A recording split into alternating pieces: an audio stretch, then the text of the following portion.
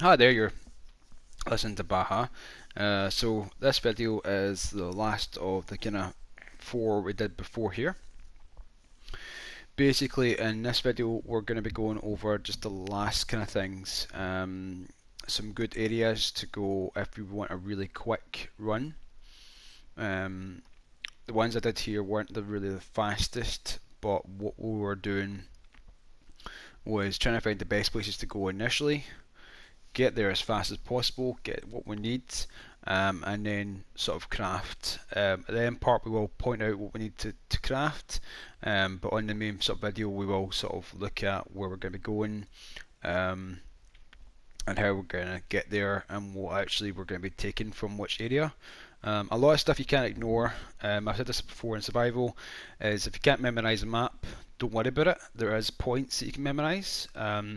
And generally speaking, if you can memorize those points or the points of reference for yourself, that's closest for you, you always find reliable.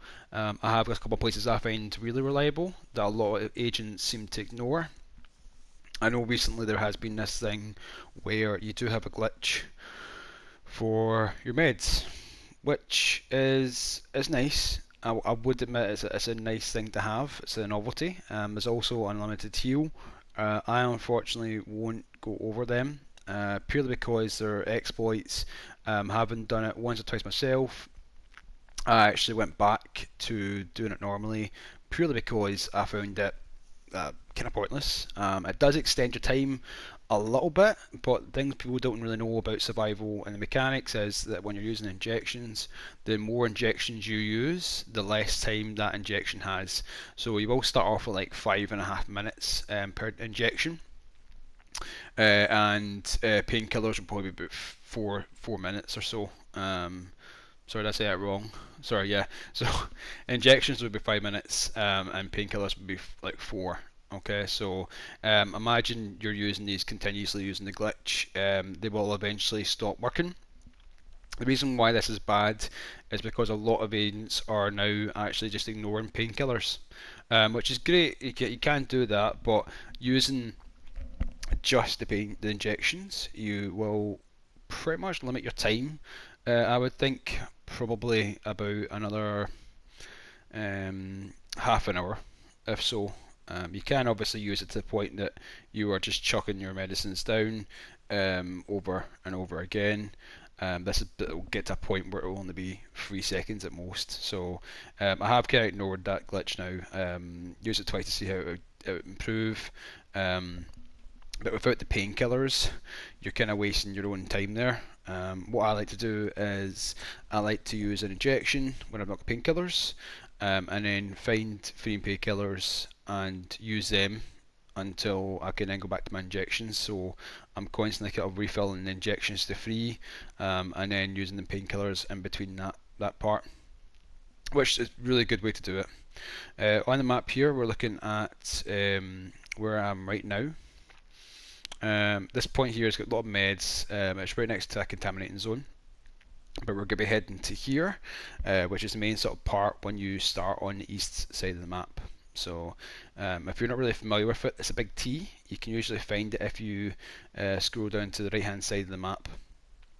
In here you'll find the hospital, which has all its meds, all its usual things in here. When you get inside, it is warm, so you don't have to worry about fire. And around the sides is where most agents want to go. Obviously, being on survival PvP, generally watching for what you're doing, watching for where you want to be, and watching your general surroundings, not just from the enemies but from general players themselves. I do notice a lot of players tend to die quite easily in survival. I'm still not quite sure why this is.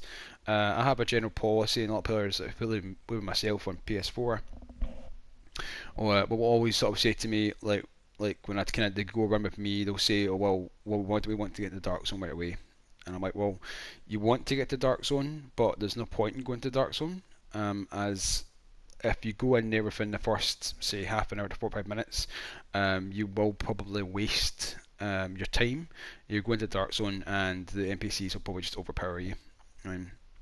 A lot of players can't seem to figure out the fact that when you head further into the map, the the NPCs become a lot stronger. The NPCs themselves are a little funky. I'll admit that. I don't really particularly like the NPCs in patch 1.5 and 1.4. They were better than 1.3. I just feel sometimes they have a sort of no wish to live kind of thing going on there. I know it sounds daft, but they put themselves in these awkward positions and they flank a lot harder, and it just makes them seem sort of stupid, essentially. So you see, we're on a sort of east end side of the map. A lot of people go into these landmarks like helicopters. People do die, as the two agents there just died. But no one really looks about the side of the buildings. Next to the landmark itself, there's a building you can go upstairs. In here, there'll be gun parts as well as different bits and bobs, electronics. This is the sort of main thing you want to do. Just always remember on the outskirts, even though you think to yourself, I'm not going to get good enough gear, you want to get to the point where you can be equipped enough to start moving inwards in the map. A lot of players will go into the inwards of the map with a pistol and find themselves getting killed by NPCs for purple who's flanked them or anything like that. It's majorly happened. So on the map here you'll see that I'm going through the contaminating zones. I'm not actually going into this time because I don't have the material for it. Here it is. It is just below the hospital, so if you can't find any meds, it's always good to kind of come in here. Do pay attention because if you go in the building, you will die. And funnily enough, if you walk around the building, you'll also die if you get close enough to the wall. At that point, we'll head off more towards the centre of the map. Now that I've got a gun here, a bit more confident in taking on the mobs. I do always craft SMG9. I do recommend it purely because of the stability. So for the rest of the map, what we'll do is I started again purely because I like that location. It's a great wee start. I had plenty of material there, but I wanted to go my favourite run. Purely because I like this place. As you can see in the map, that is the run I take. Pretty much, I'll cut through the park instead. A lot of agents who do go in with me, when we start this run, it is pretty much a way to get everyone a good start. It is probably the best start purely because there's so many meds. There is a ambulance docking station with like a hospital type thing along the road here. The parks, well enough, have a lot of good stuff in them. They will definitely have a lot of stuff in that you can worth taking. Occasionally will be a couple of mobs. I don't really cover the large part of this one, the Statford Island or the Union Square, I think it is. Union Square? Yeah, it's Union Square. Union Square is a big, huge one. That is, it's nice. It's a nice building. It's a nice park. Plenty of stuff in there you can take. But in this one, I'm not really bothered too much about it. I just want to run through, get bits and bobs in here. I did cover it in the first video. It's a bit of a long video. A lot of people don't have the patience for it, so I'm kind of breezing through it on this run just to show how effective it is. And what I've only paced phase 3 of these NPCs, the red ones. Keep in mind that NPCs the red ones will only give you like 15 points per kill. So really to stack up any sort of points towards a successful run, killing as many named bosses as you have, you really kind of don't really worry about them too much. Your purples, your yellows, and your name bosses will be your sort of main points of reference. A lot of the players who get high scores have cleared out pretty much a whole DZ of landmarks to themselves, and that's how they've gotten these really high scores. Things that contribute to it, heat sources, that kind of thing as well, and you can kind of do to kind of keep yourself warm as well. Minus 22 gives you certain points. Getting your antiviral, getting your flare gun, they all help towards it. So you see, I'm kind of straight away went in there. Obviously, this is PvE. I would say on PvP that you would craft yourself a gun straight away. There's no point in running about PvP without a gun in the first 5-10 minutes. You can see the sort of background here. I'm sort of crafting stability mods just to help with my guns. The better the gun, the higher the recoil will be. So keep that in mind when you're in these places and you've got some spare electronics. You're not really want to worry about it in the first 45 minutes. You want to be able to use your gun effectively as humanly possible. I know a lot of people say like stability mods aren't as effective, say like headshot damage, but when you want to get greens, what can you do? So again, this is part of the whole run that I take down to the ambulance station here. I really like this run. This run's really got a lot of success there because there is such a sort of high density of mobs in that area along the road, and they have really good rewards. So it's like a mini landmark. Half the time I probably won't even go near a landmark. I've said this before. Never have, but yet I've still got really good scores of like 15,000 plus, 19,000 survived, like 2 hours and 5 minutes. I think was the longest I've ever done, or 3 minutes, 2 hours and 3 minutes. And that's purely just knowing where to go. So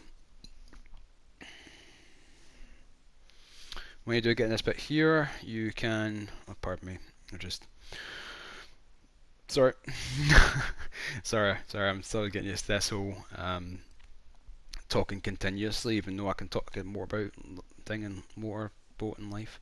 So again here I've got full meds, 3 of each. I'm just kind of picking up the bits and bobs. I'm not really that concerned about it. I have had a good run so far. I've gotten bits and bobs.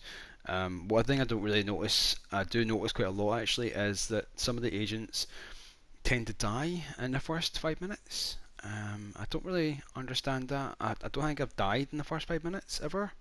A lot of people die of like cold. I can understand that one. I do admit the first few runs I did have to get used to that. But it wasn't a large adjustment. I can understand maybe these people are the first time playing it. It happens. Maybe you get unlucky with where you start and you've kind of got a point where you've got lots of NPCs. I do sympathise with that. I'm not saying that people who can't survive 5 minutes are crap. It can be just be a bad run. It really can. So what we're doing is here, we've kind of got the main part of this bit done, but what we're going to do is we're going to cross the road to the ambulance. A lot of these places, if it's a really good area to farm, or you've found a really good area to go to, you'll probably notice that once you go there and you're familiar with it that much, you'll start sort of like bringing your time down. And what happens is you start going places around the area so that you can sort of get used to it, and you'll start noticing there's other places around it that have really good stuff inside it. Like I've just done there, randomly just went up there for no apparent reason. I went, oh, I've never actually done this before. And we're in a building. So there we go. There's me actually exploring still after I don't know how many runs. Think to myself, oh, I don't know what's around here. I've never been around it. Is there in here? So you kind of get familiar with these areas. Once you do that, you can go ahead and start exploring them. As you can see there, that part there on the bottom left hand corner, I have noticed when a lot of agents spawn on the bottom right hand corner where the buildings are. I don't really know what borough it's called. It's one with the high buildings anyway, and in there I've noticed a lot of agents tend to get killed quite easily. I'm not really familiar with in the area because I usually, when I spawn there, will just head west to this point. It will take me a bit longer, get to like 5 minutes or so to get off my time, but at this point I know that I've got this part here to look at to get to, and I'll be able to keep myself well medicated and stuff. So like when you get a wee bit of time, make sure you're equipping all your stuff. So on the map here, you'll see that this is Union Square. Union Square, is it? Yeah, it's Union Square. On Union Square here, and the other little grassy bit. So we started there, and really all I've done is I've kind of about two, 3 blocks along the roads, and that's all I've went to. Usually I would go into the park, but I'm kind of just showing as an example. There is some dead agents up here. I will go and pick their stuff up on the way. It's PvE. It is PvE, so you will find that there's no dangers there, just making sure you're worried about the NPCs that killed that agent in the first place. I will head to the building next to the park instead this time round. I won't actually go into the park just for recording purposes. You can if you want to. I would recommend you go in the park. There is guns there, electronics, plenty of stuff you can pick up that will help you later on in your adventure. But as you can see, there's pretty much plenty of stuff in this building. To tip another clip, if you look to the other part of another video on this channel, you'll see the other video for this bit. It's quite funny. I have killed an agent on PvE. Don't know how I managed to do it, but you'll see the clip, and it's pretty much me just being a bit of a troll. I'm sorry to that agent. I had apologised afterwards profusely. He hasn't mentioned me back. I'm terribly sorry, mate. But anyway, so once we've got the kind of stuff here, we'll go back and pick up the rest of his stuff after I killed him.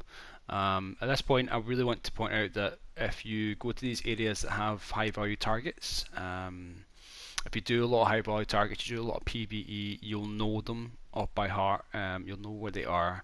You'll know the layout of the building, and generally I think on the map as well you can kind of go by your map. If you've had about 200 hours of gameplay, you'll notice that on your map, when you have completed all the side quests and stuff like that, you'll see there's electronic shops, there's tool shops like garages, and they will be on your normal map, so you can kind of look at them and think to yourself, right, okay, there's that there, there's this here, maybe make a wee marker of them in your head essentially to know where to go. Okay, I do stress that enough though, when you have kind of got to a point where you've got all your stuff. So when you have got to a point that you've got your stuff, or you've got successfully kind of looking at what you've got, I would sort of suggest that you kind of go by what your gear. If you're in the main game, I always sort of say to players, use a template of two stamina, 3 firearms, and your holster. That's the way I kind of do it on survival as well. So when you do have this part, you've got this here. These are the basics you want to craft. These are the things that will get you into the dark zone. So the first one you want to do is do your basic virus filter. Okay. If you have time, I would do advanced filter. If that's if like areas nearby you've been sort of taking your low on meds, it's great to have that because you can pop into one of those contaminated zones without dying. Rarely you will see agents who have died in there. The third med kit, if you're going to go to dark zone, you are solo, that one extra level up or something, or like that health medicine is what you're probably going to be the difference between a good run and a bad run. Once you have your skills, I would go with pulse. Pulse is a sort of definite for me. I always do pulse. I like to know what's around the corner. That's always a sort of steady one for me there. So once you have enough materials, you can think about doing other things. Like I've always said, get your 2 green magazines to extend your clip. They're a godsend, a lifesaver. No other clip in the game has it, so it's a good idea to get that extra clip size. 30 rounds in a magazine is just not really feasible sometimes. It will win you out on PvP as well. Having that extra burst fire or extended fire on your DPS is brilliant to have. With the secondary skill, a lot of people ask me if it's PvE, I will go with turret or support station, but I will do the same on PvP, purely because I use them different ways. If I'm running about the place, I'll use the turret. It gives you that crowd control. When you're on a landmark taking it, you're using the support station. A lot of people say that you're using that kind of sort of points you out in the map, and essentially you can see it through walls. If you're taking that sort of area, I would obviously use it nonetheless, purely because you're there anyway. You may as well just start pulsing, and you'll be doing it to get more damage, so you're also going to be looking over your shoulder anyway. So I do kind of use the two skills for the same sort of thing, but in different circumstances. I will change between them as well. So once you've done all that, you've got your extra health, extra coldness. I would craft some codes if you've got some spare. Not worrying too much about it, as you will pick up bits and bobs on your way. Just making sure you're picking stuff up onto the dark zone. Once you've done that, you can go ahead and start heading towards the dark zone. And that's it for me. I think this is probably the last video I'm going to do, purely because there's not much to cover apart from the inside of the Dark Zone, and there's a plenty of videos on that. I really wanted to give agents a good start, or head start, on the rest of their adventure, the rest of their survival adventure. So this is purely just to start the main part, to start it off and get yourself a good sort of steady starting spot. And also what to craft. You see there at the end there, it's kind of giving you the tutorial on what to craft. You can do it in any particular order. You don't need to do it straight away, but I would recommend doing it for later. Well, thank you today, guys. I hope you enjoyed the video. Leave a comment on anything that I missed out, or you feel that I missed out along the way there. I did rabble on, but please excuse me, and I hope you enjoyed the video. Thanks, guys.